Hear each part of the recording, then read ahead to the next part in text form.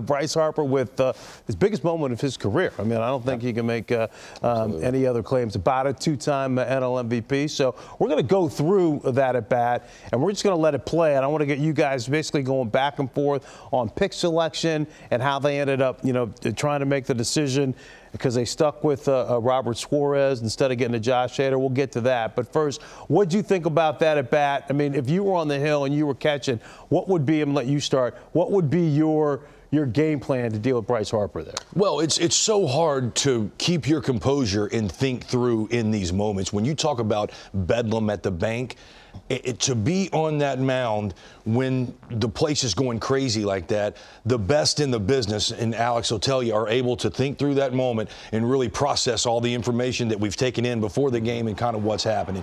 And to me, you're just in a bad situation because you've got JT Realmuto 0-2 base hit to start this inning, which is huge. You get him out, you've got a different case where you can really kind of go at Harper. But for me, Alex, this is the best player in the lineup that can't beat you.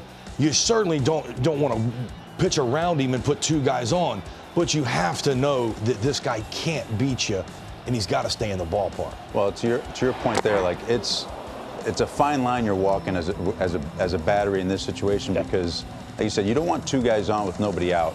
Obviously, in that situation with them when you're up one, but so you're still trying to get him out, but you don't want him to beat you with the home run in this situation. But you have Suarez up here with a good fastball. You see that first pitch fastball away. You know, that's what Harper's looking for here. You know, that tells you right there. He's being aggressive. I thought this pitch right here, this second pitch right here, was a perfect pitch there to set up everything else throughout this at bat. Okay, I did as well. Because you're going in and out, and you're trying to change eye level, and you know that Bryce has certainly we know now that he said after this at bat he was looking away because Suarez had done it before, and that's his best pitch. So if a guy's looking away, you just made him swing and miss, and now you straightened him up. So you've got really, you can go back in there right here, or you can go back down and away to how you think you're getting him out. And they go back down and away right here. But again, this is the second time he's seen that fastball down and away. Pretty good clip, too, at 98, too. It's not like 95 or 94. Right. He's throwing 98 to 100 miles an hour. Yeah. And, you know, as a catcher, too, you know, you're thinking, my guy's throwing 98, 100 miles an hour. So, like, I have and that. He hasn't caught up to it. At this point in time, Bryce was a touch behind even that ball there. So, you know, to me, if you touch behind and you're not catching up, I'm okay with them throwing a high fastball right here.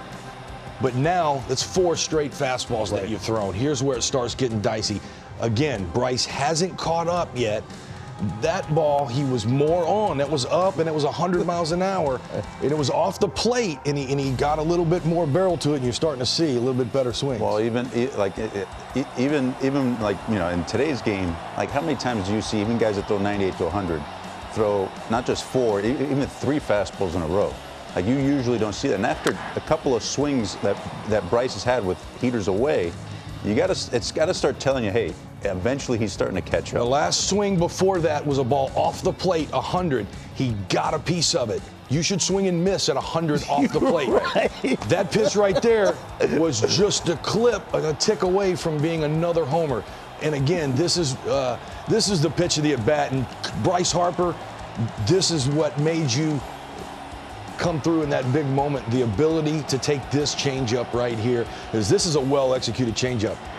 Well, it's a well-executed changeup. This is Suarez's bread and butter. This is what he gets swings and misses on against left-handers. And Harper spit on it. And he spit on it. And it's one of those things as a catcher, when you see your pitcher execute a pitch, you think you have a hitter set up on a pitch, your pitcher executes, and the hitter spits on it like that, you're thinking to yourself, okay, maybe he's on it. But at the same time, you also have to realize it'd be really hard to lay off that pitch twice, you know.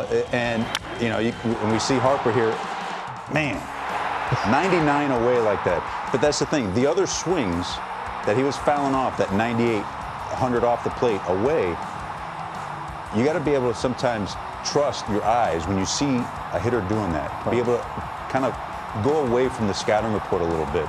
And when talking about that changeup, when he was able to take it, very few guys will be able to take it again. I like that. It's almost the same thing. The other thing, a lot of times behind the plate when I'm calling a game, if you make a nasty slider down and away, and you get a guy chasing at a pitch in the dirt, how often do you think, like, you're going to be able to execute that again and he's going to chase it again? Not too often you're going to be able to, he's going to chase it again. And that's why it's like almost the opposite. When a guy takes a pitch like that, a well-executed pitch, not too often he's going to be able to do it again. But he's also a different breed. Yeah, no, real quick. Were you surprised there that Bob Melvin didn't bring in Josh Hader? And I get it. Like, it would have been 6 outs for Hader. You know what? I was completely fine with this move with Suarez because he had been so good. And Hader, you heard he wanted to get about 4 outs, and he hasn't been getting 6. You'd have really put your ball club in a tough situation if you go in there and ask him to do that. I just think you're going to go back and look at pitch selection. And to me, the biggest things in this, Fran, is it's an ever-changing situation from pitch to pitch. Mm-hmm. And that pitcher and that catcher is reading every swing the guy takes. And if you just reading those swings and seeing that ball that was off the plate at 100 miles an hour and him starting to get the timing of it and hit it foul, and then the next one was 98 down there and he took a real good swing at it. Yep. To me, it's just this ebbs and flows, and Suarez and Nola just missed that, he's gearing up and he's starting to get a hold of that. And Jason Varitek used to always say, you're teaching a guy something every pitch, and he's learning something. And be careful to do too much of that, Jake, even when your pitch is really good. And to me, too much of one thing just happened in that bat. Suarez has been outstanding. Bryce Harper is the best player in the game, and you just saw why. You do too much of one thing, he gets you, and he gets you in a big way. He's going to make the adjustment. All right, let's go back to 2013 ALCS Game 2, Red Sox-Tigers. I'm going to let you take the lead on this because, I mean, I know this is painful, but Max Scherzer was in the game, was out. Joaquin Benoit comes on, bases loaded for Poppy. Yeah, well, I mean, it's similar situation when you have the best guy in the lineup that you don't want to beat you. And this is, and we've talked about this before. We actually had this conversation because earlier in the season, Joaquin had gotten David out on the changeup, and but our conversation was, okay, we don't want to pitch around him. Obviously, there's bases loaded, but at the same time, we don't want to give in to him. Well, what is the pitch that he can use, that he commands the best to be able to locate where we want the pitch? As far as down and away, just off the plate, to kind of get a feel for the rest of the at bat. And that was what Joaquin wanted to do. He commanded the changeup way better than the fastball, especially that year, and he had a terrific season as well. And just end up making a mistake. And when you make a mistake to Big Poppy in the postseason, usually you're going to get burned. Yeah, look, to me, it's all about these guys who delivered. I'm going to talk about David Ortiz. He had an ability to slow it down in big moments to execute. Bryce Harper, Jose Ramirez, same way in Cleveland. When these guys are the center focal points of your lineup, expected to deliver, and when they get the opportunity, they deliver.